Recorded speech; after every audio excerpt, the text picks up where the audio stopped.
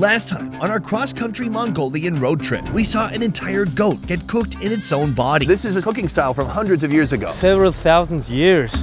Today, we're headed a few hours south to follow the lives of this country's famous horse herders. These guys raise a local breed of horse, meant for racing, for riding, but also for food. This is horse noodle soup. Yeah, one hell of a name, right?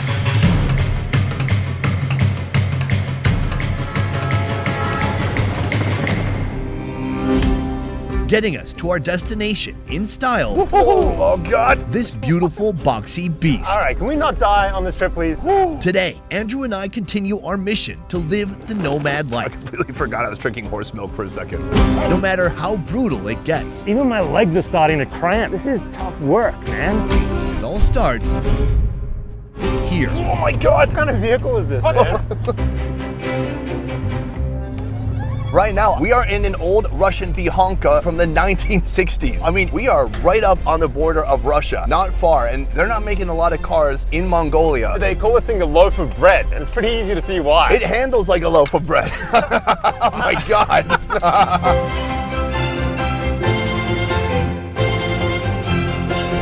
Most of this country is not paved. If you're in the capital, about half the country's population is there. When you go deep, deep into the countryside, you might go for 6 hours on roads just like this, and you'll meet families who are living now as they lived 4 generations ago. You can really see why the horse is still the national animal, right? It's such a practical means of travel, even to this day. It's also food.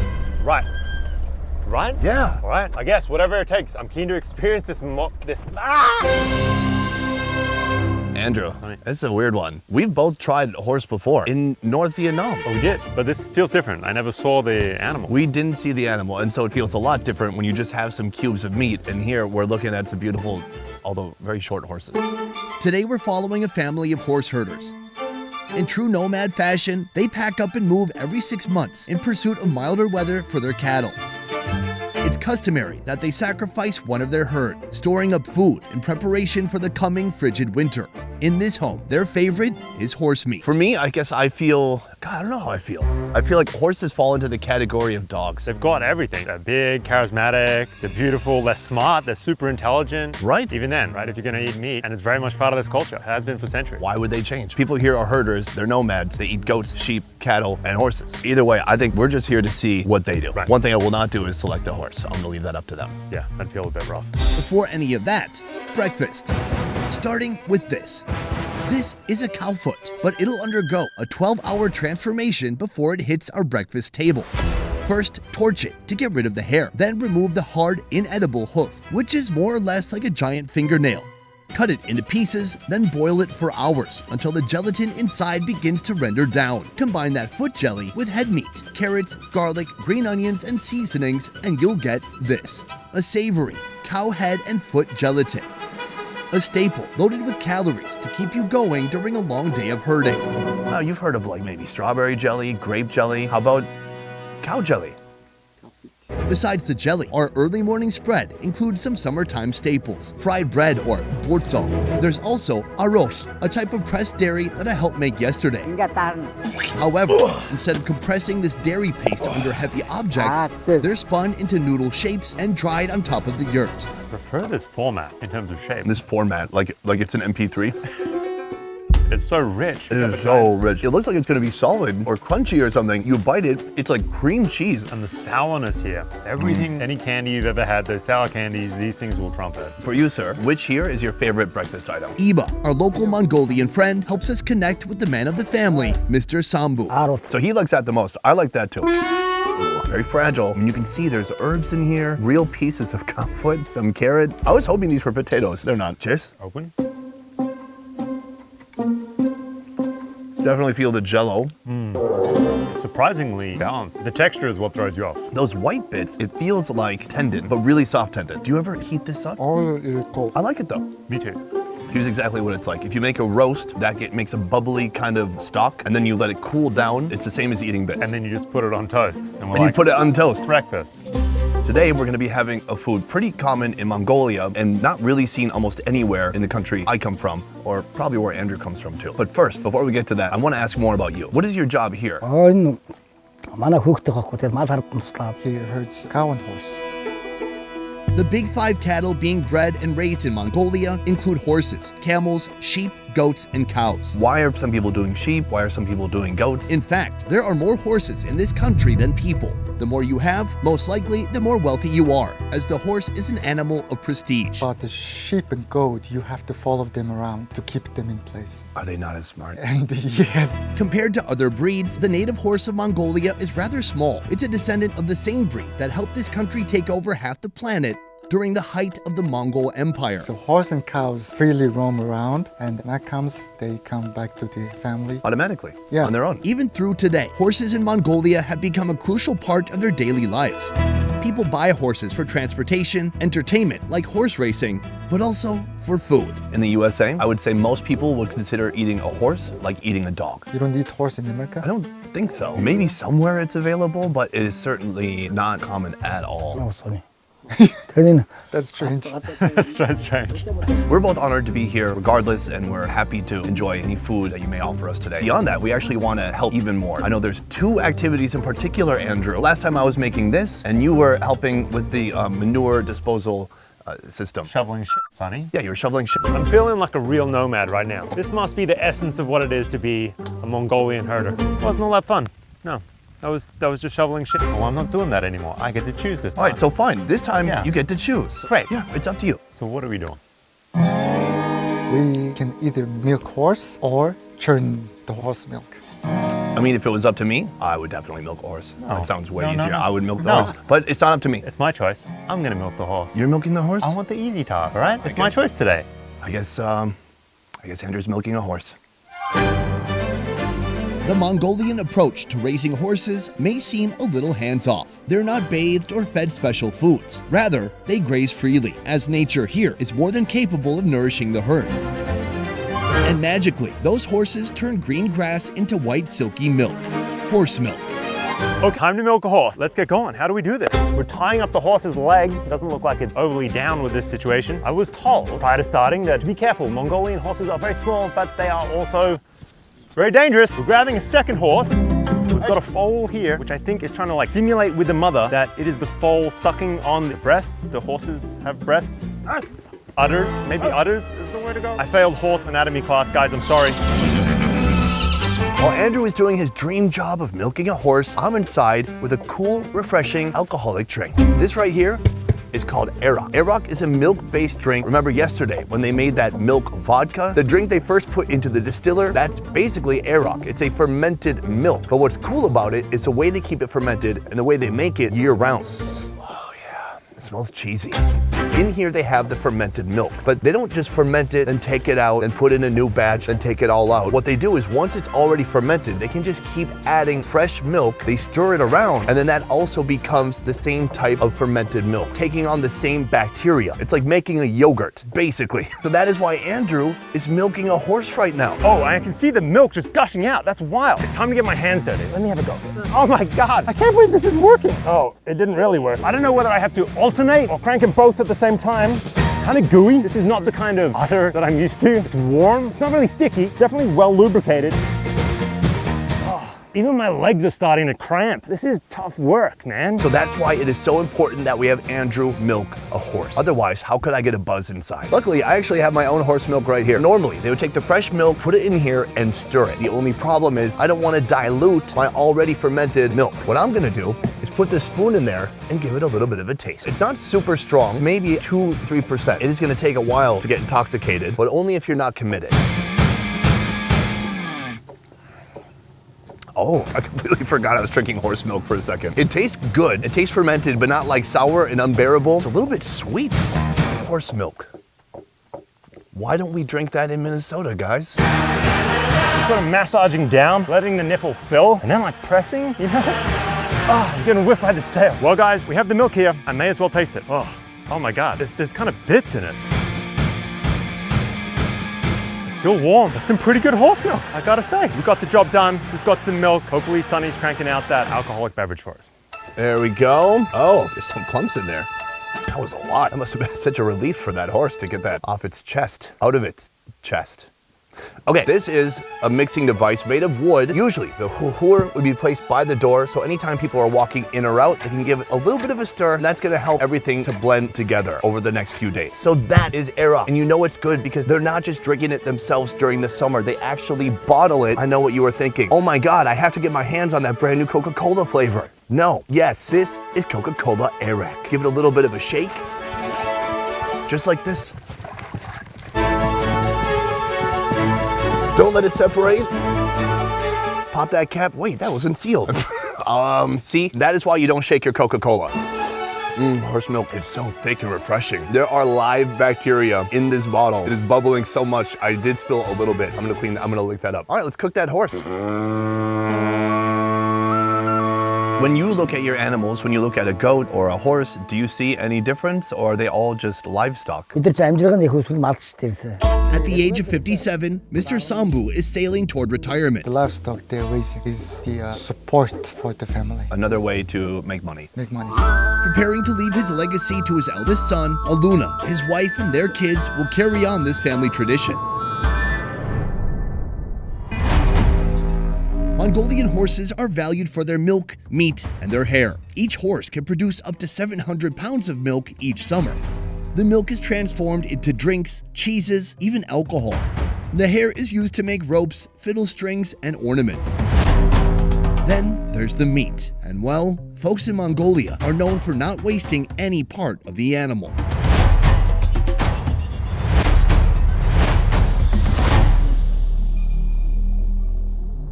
We are here back at the family home where we're about to embark on the cooking of this tremendous feast. Today we're going to be cooking 4 different dishes. Since this is such a huge horse, it's a lot of meat, and there's basically almost no refrigeration out here. There's a way in which people here preserve the meat. So one of the first dishes we're going to be focusing on is known as schultz. Schultz. It isn't really a dish in itself. Rather, it's a way of preserving horse meat so it can be used weeks and months into the future. The meat is cubed and cooked with large quantities of salt, helping to draw out a majority of the liquid inside, making it dry and invulnerable to bacteria. When it's done, they jar it up. When they want to use it, it serves as both protein and seasoning. Here, let me show you. You're about to discover horse noodle soup. But first, we're gonna need some noodles. Here they're made from scratch, using simple wheat flour and salt water. Roll it out into sheets, then let it rest under the sun. Once more solid, slice each sheet down into noodles. The noodles are combined with the salty schultz. Add a bit of broth, and there you have it. My first taste of horse in Mongolia. Hey, say Andrew. Hello, sir. I haven't seen you for a minute. How was the horse milking? It wasn't great. Yeah? Mongolian horses are kind of mean, man. I Yeah. thought these would be like domesticated animals. Oh no, they're notoriously aggressive. You didn't know that? That's because I thought you wanted to do it. How was your yogurt thing? Ah, it's tough. A lot of mixing. Really? A lot of mixing. Yeah, it was tough. Anyways, this is a dish called schultz, and this is a preserved meat. Kind of a good idea. And I mean, it's such a big animal. Makes sense. You're gonna have to preserve it somehow out here. Exactly. So I figure we should try this first, even though they don't usually eat it like this. You know, it's very salty, Yeah. but it's not like puckering my mouth or anything. Chewy, man. So that protein bouillon cube was used to make this dish. This is horse noodle soup. One hell of a name, right? They took that protein bouillon cube, they made a soup base, and then they made their own noodles and added that in there. Mmm, those noodles are great. Yeah, the noodles is really good. Buttery smooth. Yeah, noodles are really satisfying. Super fatty, very salty still. I can't stop. It's really good. I really enjoy it. This is great. I would eat this every day of the week. Dude, how wild is life? Yeah. Eating horse noodles with the most beautiful backdrop I've seen in a long time. I can honestly see why these people would never move to the city. It's like, why would you change this? You leave the capital and 20 minutes later, it's like this. You're right, and there's not even any paved roads. Yeah. Cooking is underway for our final equestrian experience. First, white sausage, a food which mysteriously incorporates blood, yet manages to turn out white in the end. Here's how they do it. After the horse dispatch earlier in the day, the blood was collected in a small tub and stirred continuously. As time passes, the red blood cells separate from the remaining liquid. When you remove this clump of red matter, what remains is plasma. They season the plasma with onions, garlic, and salt, then pour this mixture inside the horse intestine. Tie it off, then cook it. Even better, the fuel source for today's cooking, horse dung. Other horse meat and offcuts are placed in the cooking vessel along with the sausage, then boiled until they're cooked through. We have the ingredients for 3 different dishes. When everything is done cooking in about an hour, all the meat is gonna come out and that's gonna be eaten alone. But then this broth is still gonna be used and mixed with another ingredient, the curd. This is technically 3 different parts of 3 different recipes, all boiling together in one togo, one big giant steel pot. The smells are interesting, I can tell you that. I mean, yes, there's nice pieces of horse rib, but there's also some pretty gamey intestine in there too. It's gonna be pretty fascinating to see how those flavors bleed into each other. We're gonna close that up, let that boil a little bit more, and then check on it when it's finally done. In Mongolia, horse meat is eaten most during winter, as it's believed to keep you warm throughout the day. Since horses don't suffer as many diseases compared to other livestock, folks here believe horse meat and milk are the most healthy, clean option, making this a premium product. But it's never good to get high on your own horse supply, so slaughters like today only take place on occasion. This is the typical way of cooking. If I'm honest, it's very gamey smelling. It's kind of overwhelming. Let's talk about everything that's here. There's the meat. This was also boiling with the meat. That is the intestine with the blood sausage inside. And then this is the stock that the horse was in while it was boiling, then mixed with a little bit of curd. And I think we should try this first. Dude, I think that's like the definition of gamey. Wow. How are you just sucking that down like that? I think for some cultures, they like the more gamey, intense flavors. And then some cultures use different seasonings and washing techniques to completely make it neutral. And so I wouldn't say this has a clean taste. Like a sweaty horse smell. It's like if a horse had a jock strap. I don't hate it. Oh, I can't. Let's move on. All right, I'm glad you're being honest. So this is such a unique sausage because they kind of like clarify the blood before putting it in the intestine. That is not what I thought it would No look like. way. It is white, right? That's so cool. They told me the blood would turn white. I did not believe them because it didn't make sense to me. And now it looks like an omelet or like a piece of tofu. Like a sushi roll. That is a thick sausage casing. Oh my God. Dude, that blood tastes like an omelet. Yeah, 100%. It tastes like eggs. I've gone to so many countries now. I just love being blown away by new techniques here. You guys are doing something completely different, taking out that clumpy stuff, throwing that away. Whatever they took out was all of that irony rich flavor. All that part that gives you that minerally flavor, Yeah. gone. That casing though is so thick. Dude, I'm still going. I want to try these ribs. Look at this. This is a fat horse rib, bubbling and boiling. You can rip the meat off the bone. Not exactly cooked slow and low. Very chewy. Here we've got some liver. Andrew, please. Yeah. Oh, that's where it's at. That one? That's smooth, that's creamy, that's way less gamey. Powerful stuff. Like I just need a powerful drink to go with it. Well, hell, if it wasn't for the dairy, you'd be in great shape in Mongolia. You can't eat that much of this food. It's very filling. It's so rich. You don't need a lot of it. I mean, this could feed 20 people right here. Easily. Everything we've seen today, it reminds me of some of the history of Mongolia that we've talked about already. And obviously the most notable figures in Mongolian history would be Genghis Khan. Yes. Mongolia used to be the world's largest empire under the rule of Genghis Khan about 800 years ago. I didn't know how people in Mongolia perceived him. And when I landed here, I saw quickly that he's kind of a hero to the country. I mean, the airport is named after him. Of course. He created and implemented a myriad of strategies that propelled the Mongol army forward, expanding his empire.